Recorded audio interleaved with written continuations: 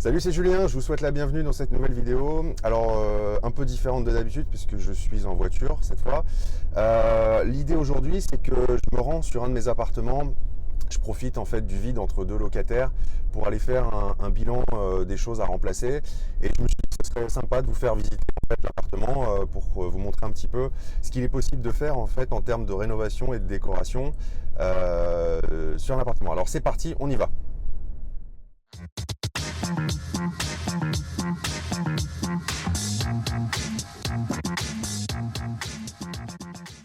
Donc en fait, cette idée de vidéo, elle m'est venue à la suite d'une question qui m'a été posée par Damien.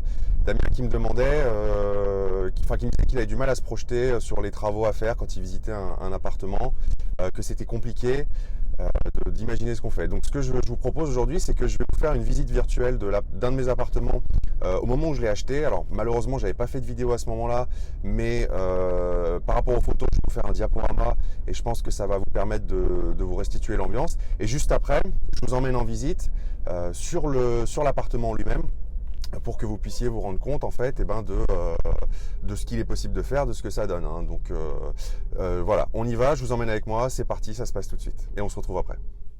Alors là, on rentre dans l'appartement, vous allez voir l'entrée avec le carrelage qui est tout moche. Hein.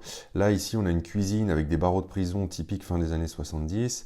La cuisine absolument pas équipée, où il y avait des meubles vieillots. Vous voyez, il y a juste le plan de travail et puis une hotte aspirante, c'est tout. Puis c'est moche, hein. Concrètement, vous voyez les meubles d'une autre époque, la faïence, pareil. Toujours ces barreaux de prison qui bloquent complètement la lumière et qui empêchent, qui oppressent en fait dans la cuisine. Ensuite, on a un séjour avec un carrelage d'époque et une peinture à rafraîchir. Vous voyez que ça manque cruellement de lumière. Alors en plus, il faisait moche le jour de la visite, mais on voit vraiment que ça fait vieillot. Voilà, quand on tourne sur nous-mêmes, on voit encore cette cuisine vue de derrière. Ensuite, donc là, ça fait clairement vieux. Donc ensuite, on a un balcon. Alors l'avantage, c'est qu'il est au calme, mais l'inconvénient, c'est qu'il donne sur le parking. Donc ça, il faut l'aménager pour donner envie et gommer ce défaut. Là, on est dans la chambre avec, pareil, un lino tout fin, vous voyez, qui est tout défoncé, et un papier peint qui nécessite d'être rafraîchi. Pareil, ça manque de lumière. Et alors enfin, on arrive dans la salle de bain d'une autre époque avec le bidet, la baignoire, vous voyez le papier peint à fleurs absolument magnifique, la faïence pareil au mur, et tout un tas de choses qu'il faut mais complètement changer et qui sont très vieillots. Ok, donc ça y est, maintenant que vous avez vu l'appartement tel qu'il était avant en fait que je fasse les travaux de rénovation, maintenant je vous emmène en visite, donc en live, hein, directement dans l'appartement, pour vous montrer un petit peu ce que ça peut donner une fois que c'est rénové. Alors, donc là on arrive dans l'entrée, donc il y avait les placards que vous avez vus, et voilà ce que donne en fait ici la cuisine que vous aviez vue sur les photos avec, vous savez, ces fameux barreaux de prison, typique de la fin des années 70. D'ailleurs, je crois qu'elle est même dans le film Les Bronzés font du ski. Il me semble que quand Junio arrive dans l'appartement qui lui appartient, je crois qu'elle est même, de mémoire. Donc voilà, donc en fait, vous avez vu ce que j'ai fait. Donc déjà, pour vous donner une vue d'ensemble du séjour, finalement, alors, il y a peut-être un léger contre-jour, donc vous voyez que on n'est plus du tout sur la même ambiance que lors de la visite. Hein, la pièce est beaucoup plus lumineuse et beaucoup plus agréable. Donc qu'est-ce que j'ai fait finalement? Donc déjà, si vous voyez, j'ai mis des lattes clipsables au sol, imitation parquet, par-dessus l'ancien carrelage moche qui donne du coup un aspect tout de suite beaucoup plus récent. Alors bien évidemment, vous pouvez voir, tous les murs ont été repeints. On a posé une toile dessus pour gommer les irrégularités et les éventuelles fissures pour être tranquille pendant plusieurs années. On a bien sûr tout repeint en blanc, vous voyez le plafond, les murs, donc tout est extrêmement lumineux. Donc si on s'attarde maintenant sur la cuisine qui est là, finalement, vous voyez qu'on a fait sauter les barreaux de prison qui étaient là, ce qui ouvre énormément sur l'ensemble de la pièce la cuisine. Donc si je vous fais rentrer maintenant directement dedans, alors la pièce, en fait, la contrainte dans cette cuisine, c'est qu'elle était toute petite et qu'il fallait donc maximiser l'espace pour la rendre quand même extrêmement fonctionnelle. Si vous vous souvenez sur les photos que je vous ai montrées juste avant, il y avait une hotte toute vieille, il y avait un lavabo, un pauvre placard, et c'est tout. Donc ce que j'ai fait maintenant, c'est que vous voyez, on a refait quelque chose d'extrêmement moderne. Là, pour vous donner une idée, je ne sais pas si vous vous rendez bien compte, il doit y avoir 1,60 m à 1,70 m de longueur entre le début de la plaque de cuisson ici et le bout là-bas. On a quand même mis une plaque de cuisson à induction avec 3 feux.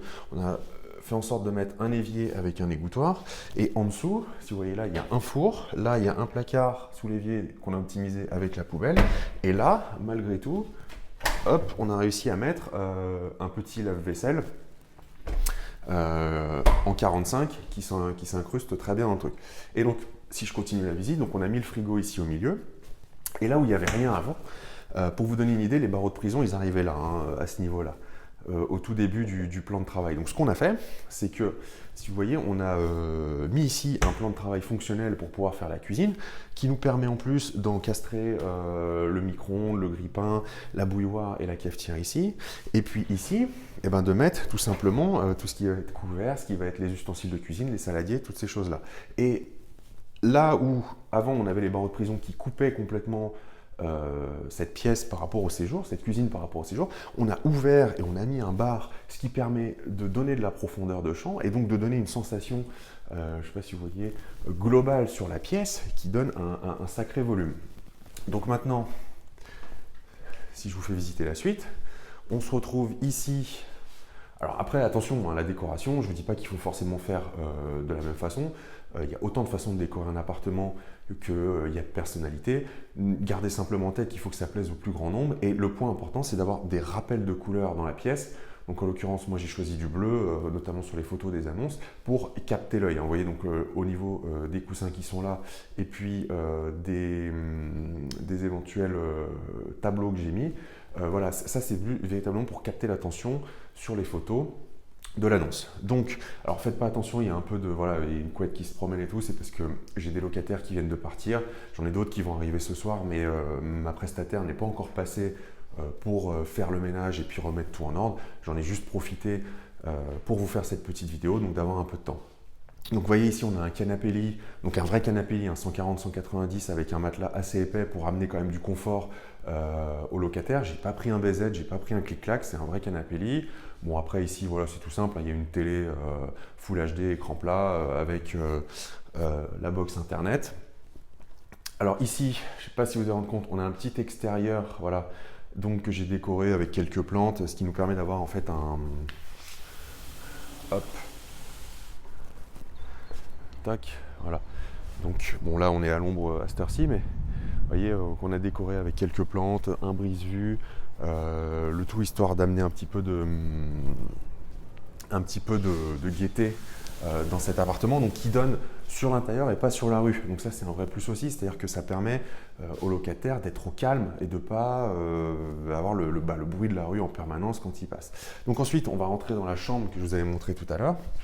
Donc là pareil, faites pas attention, c'est entre deux ménages. Bon, il y a un grand lit 160-200, ce qui est quand même le standard aujourd'hui, hein, je le dis en passant, mais évitez les lits en 140 pour un lit principal, le standard, le minimum, c'est quand même du 160 aujourd'hui. Alors l'inconvénient de cette chambre, c'est qu'elle n'était pas immense, donc il fallait maximiser l'espace. Donc vous voyez, j'ai mis une petite commode ici. Toujours pareil, un rappel de couleur bleue ici et sur les lampes qui sont sur les tables de chevet. Et alors la salle de bain que vous aviez vue, dans laquelle vous savez, si vous vous souvenez, il y avait une baignoire avec un bidet, des trucs à fleurs assez vieillots. Donc aujourd'hui, voilà ce que ça donne. Pour vous donner une idée, hop, je ne sais pas si vous voyez là. Donc là où il y avait la baignoire, en fait, donc on a tout cassé, on a recarrelé avec des choses un peu plus modernes. On a mis une grande douche qui fait 1 mètre par 80 cm. Vous voyez, donc qui apporte de la valeur, hein, donc qui est quand même assez confortable. Ici, on a optimisé avec une vasque assez sympa, assez d'actualité, un miroir avec une LED. Il y a une VMC qui permet aussi d'évacuer l'humidité, hein, qui se commande. Et puis, ça a permis de caler ici tout simplement un lave-linge. Alors non pas que les locataires en ont forcément besoin, mais c'est un plus quand vous vendez l'appartement, quand vous vendez la nuitée, il y a un lave-linge, même s'ils ne s'en servent pas, c'est une valeur ajoutée. Et surtout, j'ai pensé surtout en termes de revente, si un jour je dois revendre, quitte à tout casser dans l'appartement, à faire des travaux, autant prévoir à la fois le lave-vaisselle que vous avez vu dans la cuisine tout à l'heure et le lave-linge dans la salle de bain. ça sera toujours une valeur ajoutée, ce qui vous permettra, un, de vendre plus facilement et aussi de louer plus facilement, mais aussi de vendre ou de louer un petit peu plus cher. Donc c'est pourquoi s'en priver. Vous le faites une fois, après c'est acquis à vie, quoi. Alors la contrainte, effectivement, c'est que, je ne sais pas si vous voyez, on a ici monté une cloison qui va jusqu'au plafond parce qu'effectivement, il y a des normes en termes électriques et notamment on ne peut pas avoir à moins d'1 mètre de la douche une prise électrique qui peut communiquer, enfin sur laquelle en fait l'eau pourrait passer. Donc c'est pour ça qu'on a monté une cloison en fait qui couvre complètement du sol au plafond et qui évite ce genre de risque. Voilà, avec des trucs tout simples mais assez actuels, des spots encastrés dans le plafond. Donc voilà. Donc voilà, encore une fois, c'est pour vous dire, c'est pas forcément la seule déco qu'il est possible de faire. Il y a plein de possibilités différentes. Je vais essayer de me mettre comme ça pour qu'on me voit. Voilà. Mais l'idée de cette vidéo, c'était vraiment d'essayer de vous montrer un avant-après pour que vous ayez une notion, une idée un peu plus précise de ce qu'il est possible de faire. Concrètement, il faut vous dire que tant que vous ne touchez pas aux murs porteurs, aux évacuations d'eau, que vous ne déplacez pas toutes ces choses-là, vous pouvez faire à peu près tout et n'importe quoi. Quand on voit un appartement qui a besoin d'être rénové, on a du mal à se projeter et ça je le conçois tout à fait. Maintenant, dites-vous bien que vous pouvez tout imaginer. Alors j'espère que cette vidéo d'un avant-après vous aura permis de vous projeter un peu plus facilement dans ce qu'il est possible de faire. En tout cas, sachez une chose, c'est que cet appartement, depuis qu'il est rénové, j'ai systématiquement des bons commentaires. Les gens qui viennent sont plutôt agréablement surpris de trouver un appartement qui est impeccable et qui est moderne et fonctionnel.